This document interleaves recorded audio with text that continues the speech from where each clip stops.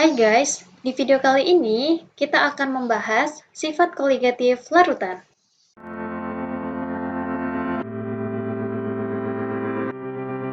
Sifat koligatif larutan yang keempat yaitu tekanan osmotik. Mari kita pelajari konsepnya ya guys. Misalnya, dalam sebuah bejana berhubungan berupa pipa U, diisi oleh air, dan di dalam bejana tersebut terdapat suatu sekat berupa membran, yaitu membran semi-permeabel. Membran semi-permeabel merupakan membran yang hanya bisa dilewati oleh partikel tertentu saja, biasanya yang memiliki ukuran partikel sangat kecil. Kedua pipa bejana dalam keadaan terbuka, sehingga masing-masing dipengaruhi oleh tekanan luar atau lingkungan ya guys. Partikel air yang merupakan partikel fluida dapat bergerak acak ke segala arah yang disebut dengan gerak Brown. Gerak Brown sudah pernah kita pelajari sebelumnya di kelas 11, yaitu bab koloid. Karena geraknya acak akibat tumbukan antar partikel, partikel-partikel akan berpindah dari konsentrasi yang tinggi atau daerah yang padat jumlah partikelnya ke konsentrasi yang rendah atau yang sedikit jumlah partikelnya. Proses perpindahan akibat gerak Brown disebut dengan difusi. Partikel-partikel yang berada di sekitar membran semi-permeabel saat berdifusi, karena ukuran partikel air sangat kecil, dapat berpindah melewati membran semi-permeabel. Dan karena dipengaruhi oleh tekanan lingkungan yang sama di kedua pipa, memungkinkan jumlah partikel air yang berpindah melewati membran pada kedua sisi juga sama. Nah, bagaimana jika ke dalam air kita tambahkan suatu zat terlarut? Penambahan zat terlarut ke salah satu sisi pipa akan membuat partikel zat terlarut mengisi ruang-ruang kosong di antara partikel air sebagai pelarut. Ukuran partikel zat terlarut yang lebih besar akan menghalangi partikel pelarut di sisi kanan pipa bergerak melewati membran semipermeabel sehingga lebih banyak partikel pelarut yang bergerak ke arah kanan dan menekan partikel larutan. Maka, partikel pelarut di sisi kiri saja yang akan berpindah melewati membran semipermeabel dan menyebabkan permukaan air di sisi kiri turun dan di sisi kanan naik. Proses ini dinamakan dengan osmosis. Proses ini juga bisa terjadi jika di kedua sisinya sama-sama larutan dengan konsentrasi yang berbeda ya guys. Jadi, osmosis merupakan proses perpindahan molekul pelarut dari larutan yang konsentrasinya lebih rendah ke larutan yang konsentrasinya lebih tinggi melalui suatu membran, yaitu membran semi-permeabel. Tekanan fluida akibat proses osmosis bisa diukur dengan memberikan tekanan untuk menghentikan proses osmosisnya. Nah, tekanan yang diberikan untuk menghentikan proses osmosis ini disebut dengan tekanan osmotik. Sifat koligatif tekanan osmotik secara kuantitatif bisa kita hitung dengan rumus yang kita bagi berdasarkan jenis zat terlarutnya. Yang pertama, non-elektrolit.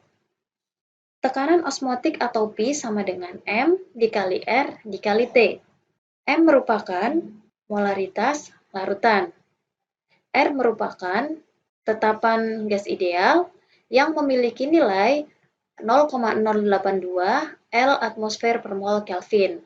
Dan T merupakan suhu mutlak yang memiliki satuan Kelvin. Berikutnya, untuk zat elektrolit, tekanan osmotiknya dihitung dengan rumus P sama dengan M dikali R dikali T dikali I, di mana I merupakan faktor Van Hoff. Nah, agar teman-teman bisa lebih memahami penggunaan rumusnya, yuk kita bahas contoh soalnya. Untuk contoh soal yang pertama, sebanyak 1,8 gram glukosa yang memiliki rumus kimia C6H12O6 dan Mr180 Dilarutkan ke dalam 500 ml air pada suhu 27 derajat Celcius. Tentukan tekanan osmotik larutan tersebut. Untuk menentukan tekanan osmotik, karena zatnya non-elektrolit, maka bisa kita menggunakan rumus Pi sama dengan M dikali R dikali T. Lalu bisa kita uraikan rumusnya menjadi Pi sama dengan massa per mR dikali 1000 per V dikali R dikali T. Pada soal, suhu diketahui dalam satuan Celcius, sehingga kita perlu ubah menjadi satuan Kelvin.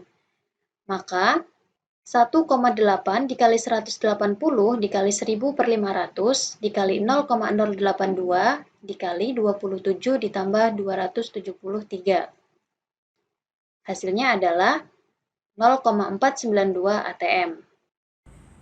Oke guys, cukup mudah ya penjelasannya. Kita lanjut ke soal berikutnya. Berikutnya, contoh soal yang kedua. Suatu zat non-elektrolit sebanyak 12 gram dilarutkan dalam air sampai volume larutan 500 ml dan memiliki tekanan osmotik sebesar 1,611 atm pada suhu yang sama dengan gas N2. Jika berat 4 liter gas N2 yang tekanannya 43,624 cm3 adalah 0,28 gram, tentukan mR zat non-elektrolit tersebut. Pertama, kita tulis dulu rumus tekanan osmotik, yaitu Pi sama dengan M dikali R dikali T.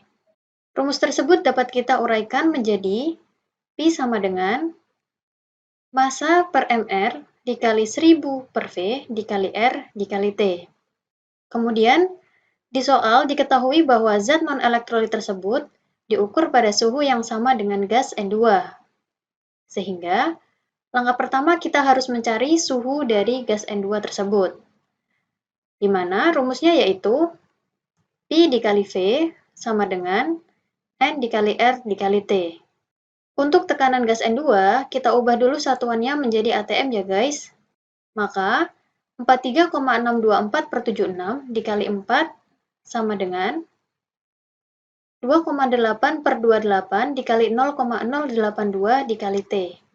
Nilai T-nya sama dengan 280 Kelvin. Suhu gas N2 tersebut sama dengan suhu dari zat non-elektrolit. Oleh karena itu, 1,611 sama dengan 12 per mR dikali 1000 per 500 dikali 0,082 dikali 280. Nilai mR-nya sama dengan 342.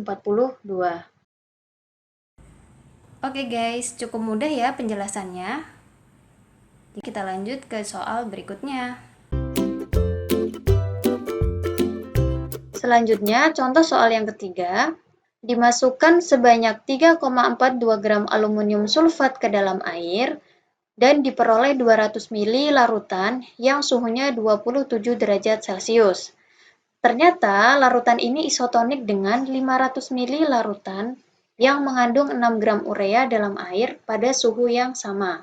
Berapa persen aluminium sulfat yang telah terionisasi? Pada soal, diketahui bahwa larutan aluminium sulfat isotonik dengan larutan urea. Sehingga, PaL2SO4 3 kali sama dengan PCONH2 2 kali.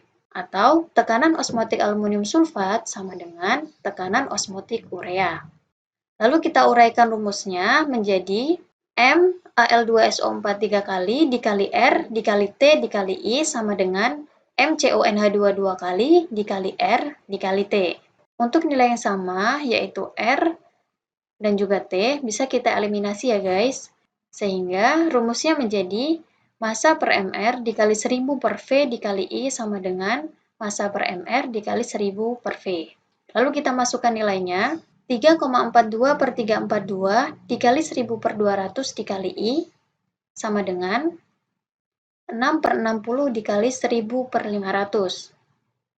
Dan diperoleh nilai I-nya sama dengan 4. I merupakan faktor Van Hoff ya guys. Sehingga bisa kita uraikan rumus I menjadi 1 plus N-1 dikali alfa sama dengan 4. N merupakan jumlah ion Al2SO4 3 kali yang dilarutkan ke dalam air. Sehingga 1 plus 5 min 1 dikali alfa sama dengan 4. 4 alfa sama dengan 3.